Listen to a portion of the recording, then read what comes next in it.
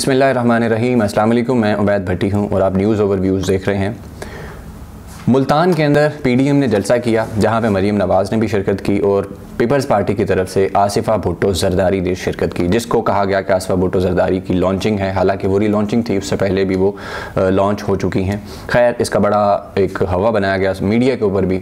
बहुत सारे सहाफ़ी थे जो तारीफ़ें कर रहे थे कि जी ख़वातीन ये हो गया वो हो गया। इस पर खैर एक अलग वीडियो बन सकती है कि हमारे सहाफ़ियों का इस सारी सूरत हाल में क्या किरदार था और किस तरह से जो ख़ानदानी सियासत है उसकी तारीफ़ें की जाती हैं और आवाम को गुमराह किया जाता है कि ख़ानदानी सियासत जो है वो उसके पीछे भागें। खैर, मेरा मुद्दा ये है कि मरीम नवाज़ ने जो तकरीर की 40 मिनट, उसमें उन्होंने कितने झूठ बोले। काउंट तो मैं भी नहीं कर सका, आप खुद काउंट कर लें अगर आपकी हिम्मत है, लेकिन मैंने उसके कुछ पॉइंट्स निकाले हैं, वो मैं आपके सामने रख देता हूं कि मरीम ने कौन कौन से झूठ बोले हैं। सबसे पहली बात कि वो ये कहती हैं कि जी हमारी लड़ाई लाने वालों से है, इमरान खान से नहीं है। लेकिन पूरी की पूरी तकरीर इमरान खान के बारे में थी, हर हमला इमरान खान पे था, हर बात इमरान खान के बारे में थी। खैर, उसके बाद जब वो शुरू होती हैं तो उनका जो लहजा था बिल्कुल यूँ लग रहा था जैसे मोहल्लों के अंदर ख़वातीन लड़ती हैं ना, और एक दूसरे को वो जो जिस तरह से हाथ ऐसे ऐसे करके वो बातें सुनाती हैं, ताने देती हैं। कोई बंदा भी मतलब आपके मोहल्ले में भी अगर कभी ख़वातीन को आपने लड़ते देखा हो तो आपको भी अंदाज़ा हो जाएगा कि बिल्कुल वही स्टाइल था। गला जैसे चीख चीख के बोल रही हैं, गला फट रहा है और अजीब सा स्टाइल कि रिपीट कर रही हैं बातों को बार बार। अच्छा, उसके बाद उन्होंने कहा कि जी सबसे पहले स्टार्ट में किया सराइकी बोली, अवाम को जज्बाती किया और मुल्तान की अवाम जज्बाती हुई, उस पर जो लोग इकट्ठे हुए हुए थे। उसके बाद पीपल्स पार्टी को यौम तसीस पर मुबारकबाद दी, जिनके साथ 30 साल वो कहते हैं ना आंकड़ा रहा है, लड़ाई रही है, सब कुछ रहा है। उसी पीपल्स पार्टी को यौम तसीस की मुबारकबाद दी और आसिफा जो थी वो स्टेज पे मौजूद थी और उनको छोटी बहन कह के उनका खैर मकदम किया। उसके बाद शुरू हुई कि जी शरीफ खानदान पर एक मुश्किल टूट पड़ी। नवाज़ शरीफ की माँ अल्लाह को प्यारी हो गई। नवाज़ शरीफ ने मुझे कहा कि अपने दुख घर छोड़ कर जाना क्योंकि 22 करोड़ आवाम का दुख बहुत बड़ा है। ठीक हो गया। अच्छा, तो इस पर सवाल ये उठता है, तो पेशावर का जो जलसा था, तो अभी तो दादी माँ की लाश 3-4 दिन बाद पाकिस्तान आनी थी, तो वहाँ जलसा छोड़ के क्यों आ गई थी? वहाँ पे दुख जो था वो बड़ा नहीं था आवाम का। उस जलसे में तो बैठी रही 2 से ढाई घंटे, फिर जब उसके बाद उठी हैं आधा 1 मिनट या 1 मिनट मुश्किल से आवाम के साथ बात की होगी कि मेरे घर में फौतगी होगी तो मैं जा रही हूँ।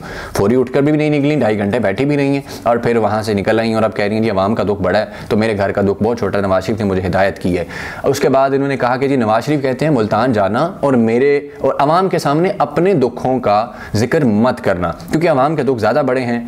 रोटी 30 रुपये हो जाने का गम है। सबसे पहला झूठ, रोटी 30 रुपये। कहाँ पे रोटी 30 रुपये? अब खुद बाज़ारों में जाएं, चेक करें जाके कि कहाँ पे 30 रुपये की रोटी है। तो मरीम नवाज़ स्टेज पे खड़े होकर इतने बड़े बड़े झूठ बोलती रही। उसके बाद उन्होंने अल्लाह की कसम खा कर कहा कि 2 बातें करूँगी जिनका मेरे ज़ाती गमों से कोई ताल्लुक़ नहीं। ये छोटी बात नहीं है, अल्लाह की कसम खा के ये उन्होंने अल्फाज बोले। आप तकरीर सुन सकते हैं। उसके बाद नंबर 1 क्या बात की? कहती हैं कि दुश्मन भी मिले तो ज़र्फ़ वाला मिले, ये कहा जाता है और हमारा अलमिया ये है कि हमें तो दुश्मन भी कम ज़र्फ़ मिला। मेरी दादी का जब इंतकाल हुआ मैं पेशावर जलसे में थी, फ़ोन सर्विसेज बंद थी। मेरी दादी को मरे 2.5 घंटे हो गए थे और जाली हुकूमत जानती थी कि सर्विसेज बंद हैं, मुझ तक इत्तला नहीं पहुंची। इनको तौफीक ही नहीं हुई कि मुझ तक इत्तला पहुंचा देते। मेरे वालिद, मेरे बहन भाई और मेरी औलाद वो लंदन से और ये पाकिस्तान से मुझे फ़ोन कर कर के पागल हो चुके थे लेकिन मुझ तक इत्तला नहीं पहुँचा सके। ये हुकूमत सिर्फ नाअहल नहीं, इनके दिमागों में गलाजत है। मेरी माँ जब बिस्तर मर्ग पर थी तो पीटीआई वाले आईसीयू में घुसकर मेरी माँ की दरवाजे तोड़कर घुसे और मेरी माँ की तस्वीरें बनाने लगे। पीटीआई के खातून वजीर ने कहा कि अपनी माँ की मैयत पार्सल कर दी। मैं कहती हूँ कि नवाज शरीफ जैसा फर्मा बरदार बेटा पूरे पाकिस्तान में ढूंढ कर तो दिखाओ। अब इसमें झूठ क्या है, सच क्या है? मेरा ख्याल है आप खुद देख सकते हैं कि पेशावर जलसे के अंदर इनके मोबाइल से लाइव फीड आ रही थी। इनकी जो 7 ख़वातीन मौजूद होती हैं, हिना परवेज़ भट्ट और इस तरह के लोग ट्वीट्स कर रही हैं। उन्होंने ट्वीट भी कर दी हुई थी कि नवाज शरीफ की जो माँ हैं वो इंतकाल कर चुकी हैं, लेकिन मरीम को नहीं बताया। लेकिन मरीम ने फिर इस जलसे में वही झूठ रिपीट किया। हालांकि उस दिन अवाम ने इनकी बहुत मतलब सोशल मीडिया के ऊपर क्लास की कि ये झूठ है सरासर और किस तरह की बातें हो रही हैं कि सब कुछ पता होने के बावजूद एक पॉलिटिकल स्टंट खेला। और आप दोबारा इन्होंने मुल्तान के जलसे में ये सारा झूठ बोला। फिर उन्होंने कहा कि दिल की बात बताऊँ, मेरी दादी आखिरी सांसें ले रही थी तो वालिद की गोद में थी और वालिद को दुआएं देती हुई रुखसत हो गई। और फिर साथ एक बहुत बड़ा झूठ बोला कि मेरे वालिद लंदन में काउंटी क्रिकेट नहीं खेल रहे थे कि जो मरती हुई माँ के पास न आते। और ये झूठ इन्होंने इमरान खान के बारे में बोला कि वो जो सोशल मीडिया पे झूठ फैलाया गया मुस्लिम लीग नून की तरफ से, सोशल मीडिया सेल की तरफ से कि इमरान खान जो थे वो माँ की मौत के वक्त, तदफीन के वक्त यहाँ पे नहीं थे। हालांकि सबूत के तौर पर जंग अखबार की वो तस्वीर लोगों ने पेश कर दी कि इमरान खान अपनी माँ की तदफीन के वक्त, वो तस्वीर है कि उसमें लिखा हुआ है तदफीन के वक्त सोगवार खड़े हैं। तो उस पर ये कहते हैं जी तदफीन पे बाद पे, तदफीन कैसे भी, जनाजा तदफीन से पहले ही होता है, उसके बाद दफनाया जाता है। इमरान खान वहाँ पे मौजूद थे, तो इनका ये झूठ वहाँ पे पिट गया, लेकिन उस चीज़ को फिर से कोट कर रहे हैं क्योंकि प्रोपेगेंडा इसी तरह किया जाता है। और वैसे भी आप इंटरनेट से चेक कर सकते हैं कि इमरान खान उस वक्त लंदन में काउंटी क्रिकेट नहीं खेल रहे थे। इमरान खान उस वक्त इंजर होने की वजह से क्रिकेट से बाहर थे, और उस तस्वीर के ऊपर इसीलिए लिखा हुआ है कि साबिक कप्तान, क्योंकि उस वक्त ये कप्तानी पे नहीं थे क्योंकि इंजर्ड हो चुके थे। उसके बाद इन्होंने फिर दूसरी बात की, पॉइंट नंबर 2 इन्होंने बात थी कि जो जुल्फ़िकार अली भुट्टो फांसी पर चढ़ जाता है, उसकी फांसी के बाद उसके घर वालों और ख़ानदान को जनाजा पढ़ने की इजाज़त नहीं दी जाती। तो मरीम नवाज़ ने ये नहीं बताया कि जुल्फ़िकार अली भुट्टो को जिस डिक्टेटर ने फांसी दी मेरे वालिद मोहतरम उनके रूहानी बेटे थे और हम उनके रूहानी पड़पोते और पड़पोतियाँ हुए। ये बात जिक्र नहीं करती मरीम नवाज़। अब जुल्फ़िकार अली भुट्टो का रोना रोया जाता है जिसको नवाज शरीफ गालियाँ देते थे, जिसकी बेटी मरीम नवाज़ को नवाज शरीफ गालियाँ देते थे, कुत्ते नहलाने वाली और पता नहीं क्या कुछ कहते थे, अंग्रेज़ों के पास ये, और उनकी बरहना फ़ोटोशॉप तस्वीरें गिराया करते थे। और अब ये स्टेज जब शेयर हो रहा था तो जुल्फ़िकार अली भुट्टो का जो इन्हें दुख था, वो दर्द था, वो याद आ गया और आवाम को मतलब सुनाया गया वहाँ पे। फिर उसके बाद काजी उनको जल्दी दफनाने की जल्दी की गई। फिर बलोचिस्तान की गार का जिक्र किया कि जी अकबर भुट्टी को वहाँ पर घुस कर मारा गया और जनाजा नहीं पढ़ने दिया गया। मतलब इमोशनल कहानी जोड़ी जा रही थी, एग्जाम्पल्स दे दे के। फिर इसी तरह पाकिस्तान की पहली खतून वज़ीर-ए-आज़म को शहीद किया जाता है और उनके कातलों को मुल्क से फ़रार करा दिया जाता है। अब ये जिक्र बेसिकली उन्होंने किया एहसानुल्लाह एहसान का, हालांकि ऑन रिकॉर्ड मौजूद है एहसानुल्लाह एहसान दूसरे एक टीटीपी का फैक्शन था, उसका तर्जुमान था, और उसी ने बेनज़ीर को जब कत्ल किया गया था, शहीद किया गया था, तो इसकी मजम्मत की थी। ये सारी चीज़ें ऑन रिकॉर्ड मौजूद हैं, कोई भी इसको वेरीफाई कर सकता है।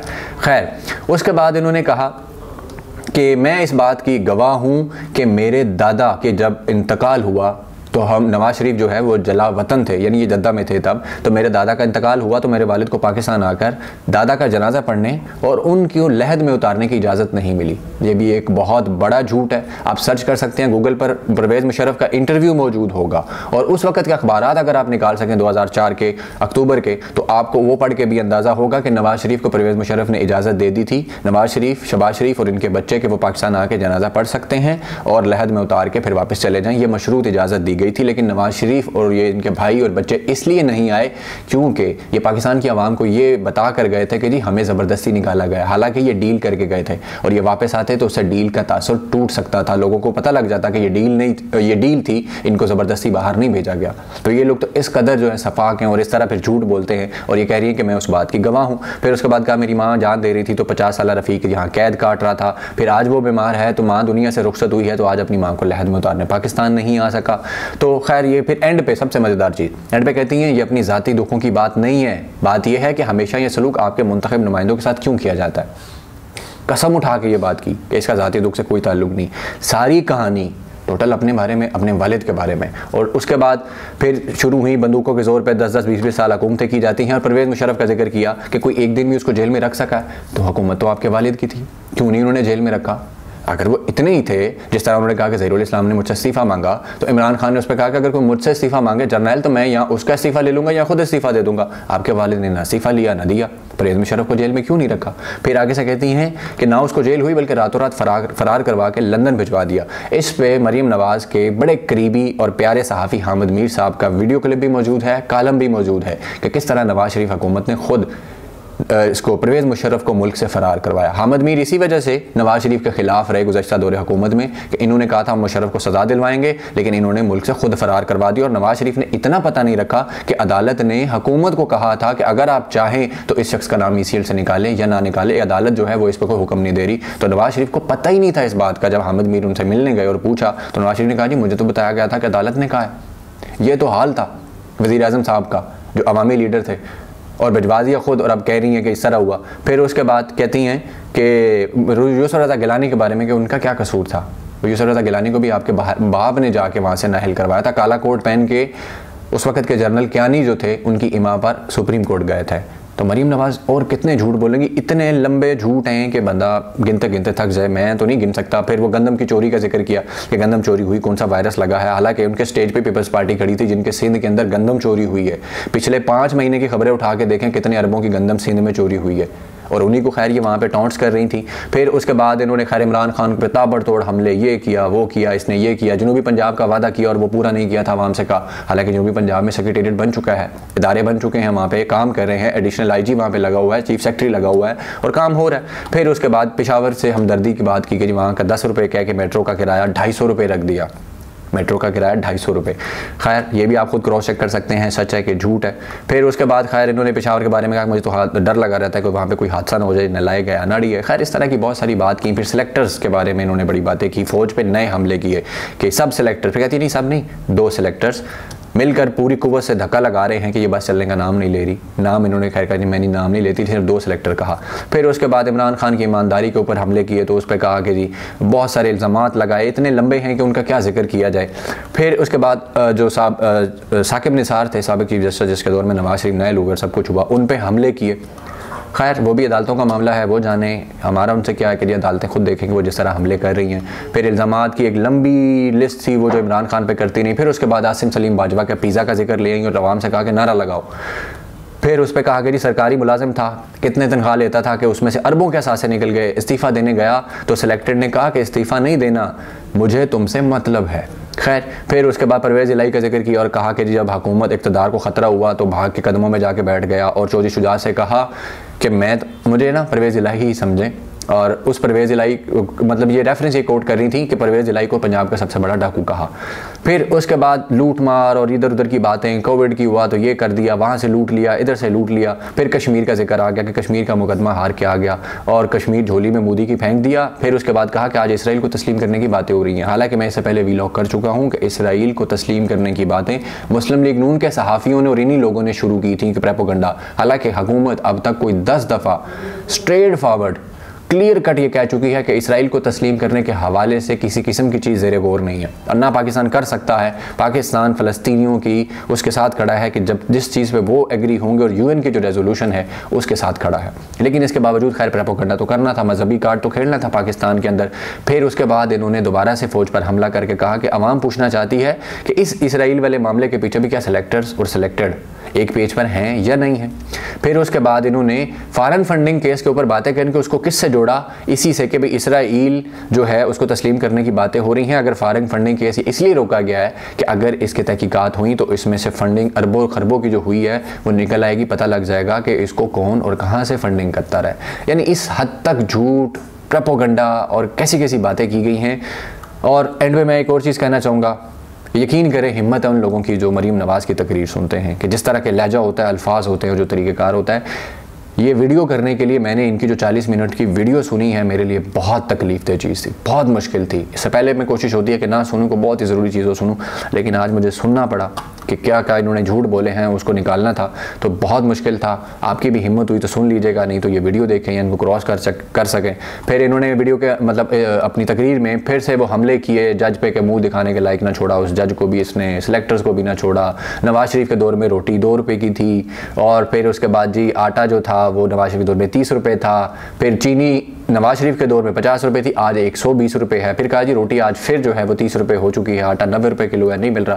खैर इस तरह की ढेर सारी बातें की। फिर एक और मज़ेदार बात की कि नवाज शरीफ के दौर में कोई भूखा जो गरीब है वो भूखे पेट नहीं सोता था और आज जो है गरीब वो भूखे पेट सो रहे हैं। ये कितना सच है कितना झूठ है आप ख़ुद देख लें। फिर खैर हुकूमत की बातें की कि हुकूमत जाने वाली है और मैं आवाम की खातिर जेलों की चक्कियाँ डेथ सेल्स में हो आई हूँ और मैं अब फिर जाऊँगी तो मुझे मंजूर है, कोई बड़ी कीमत नहीं।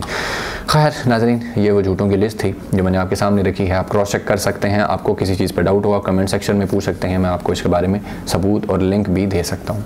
इस तरह की वीडियोज़ मुस्तकबिल में भी देखने के लिए हमारे चैनल को लाइक और सब्सक्राइब करें।